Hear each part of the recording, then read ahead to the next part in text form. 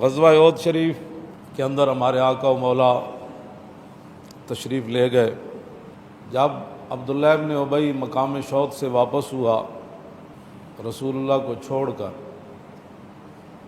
اور مدینے لوٹ رہا تھا، اور حضور 3000 لشکر کے مقابلے میں تشریف لے جا رہے تھے، جب وہ باز نہ آیا اپنی حرکت سے تو پھر صحابہ میں سے کچھ حضرات نے کہا کہ پہلے ان 300 کو قتل کیا جائے، یہ جو منافق ہیں نا پہلے ان کو قتل کر دیا جائے، ان سے بعد میں پھر لڑیں گے۔ اور بعض صحابہ نے کہا کہ نہیں، اب دشمن سر پر کھڑا ہے تو یہ مناسب نہیں ہے اب ان کو قتل کرنا۔ تو اللہ رب العالمین نے قرآن مجید کے اندر ارشاد فرمایا فَمَا لَكُمْ فِي الْمُنَافِقِينَ فِئَتَيْنِ، فرمایا میرے محبوب کے غلاموں، تمہیں کیا ہو گیا تھا کہ تم منافقوں کے بارے میں دو گروہ بن گئے؟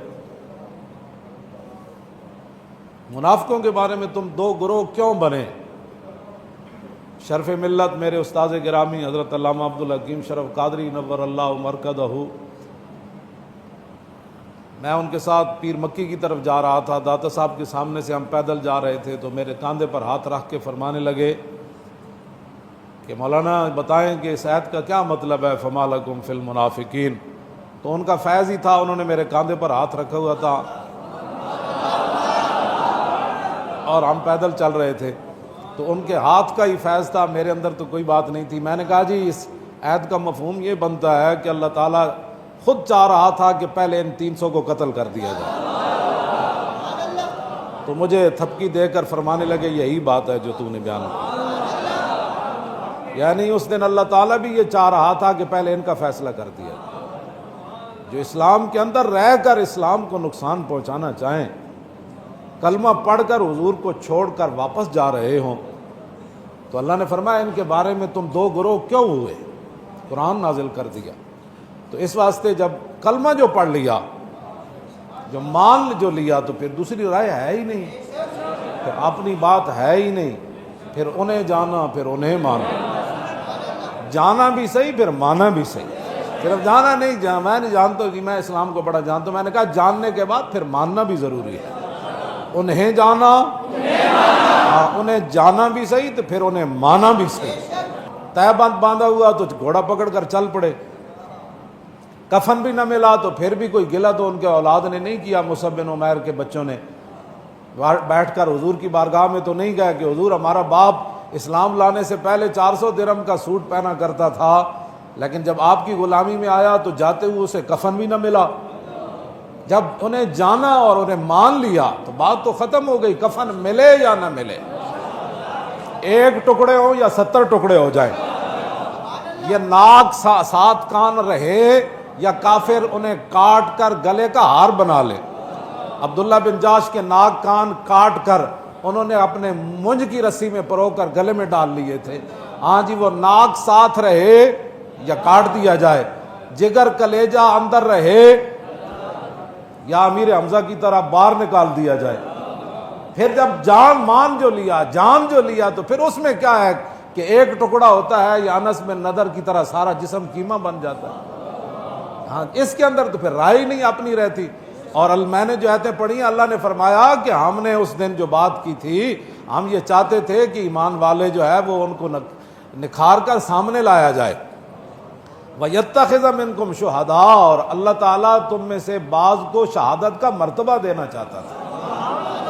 اللہ خود کہتا ہے میں تمہیں شہادت دینا چاہتا ہوں، کہتے نہیں ہم نے کافروں سے نہیں لڑنا، ہم تو بڑے امن والے ہیں۔ اللہ چاہتا ہے مسلمان بالکل نکھر کر سامنے آ جائیں، اور اللہ کافروں کی جڑ کاٹنا چاہتا تھا اس کو۔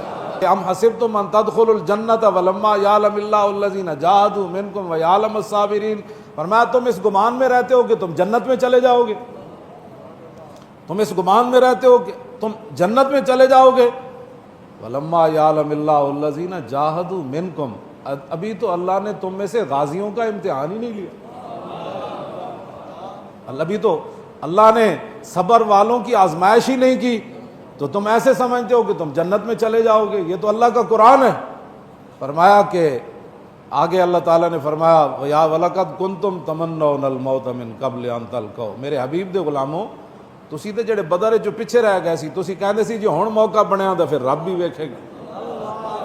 پہلے تو موت کی تمنا کیا کرتے تھے اس کی ملاقات کرنے سے پہلے، موت کی ملاقات کرنے میں. ہن اب اپنی آنکھوں کے سامنے دیکھو موت کیسے آ رہی. تو یہ سارا قرآن ہے، اس لیے بہتر ہے کہ ان شعروں کو سکھا دیں رمیاؤ.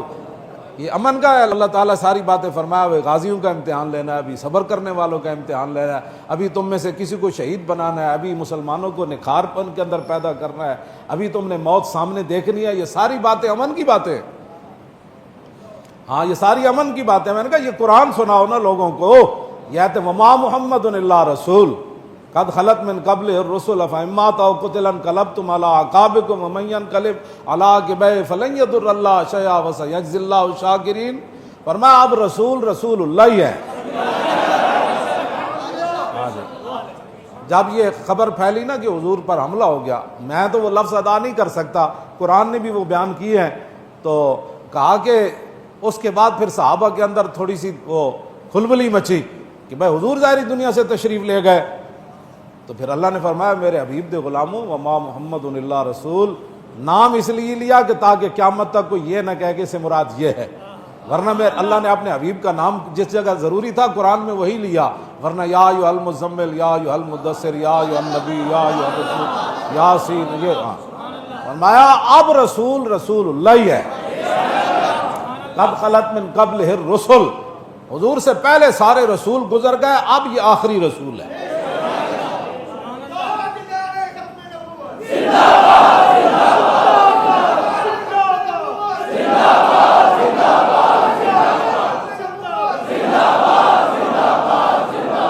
بس وما محمد الا رسول قد خلت من قبلہ الرسل. بس یہ ختم نبوت کی اتنی بڑی دلیل ہے. ہاں جی فرمایا بس رسول اب رسول اللہ ہی ہیں. بس پہلے جو گزر چکے، اب جب حضور ظاہری دنیا سے تشریف لے گئے تو پھر تم نے کدھر جانا ہے حضور کو چھوڑ کر؟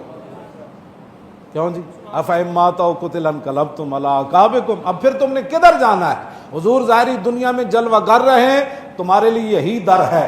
حضور دنیا سے تشریف لے جائیں پھر بھی تمہارے لیے یہی در ہے. یہ قرآن کی نص ہے. بس یہی در ہے. بخدا خدا کا یہی ہے در، نہیں اور کوئی مفر مکر. جو وہاں سے ہو یہیں آ کے ہو، جو یہاں نہیں تو وہاں نہیں. بس وما محمد الا رسول قد خلت من قبلہ الرسل.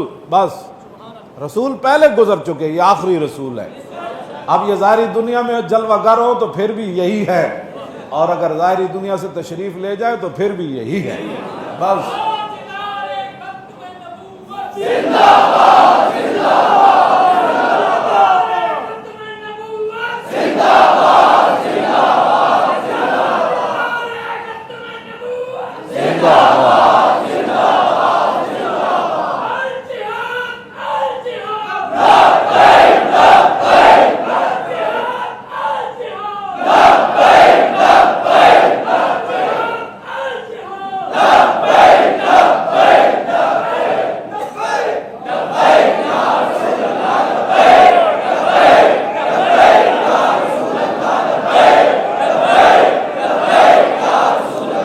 کلندر لاہوری کہتا ہے مسلمان اپنے دل سے پوچھ، ملا سے نہ پوچھ.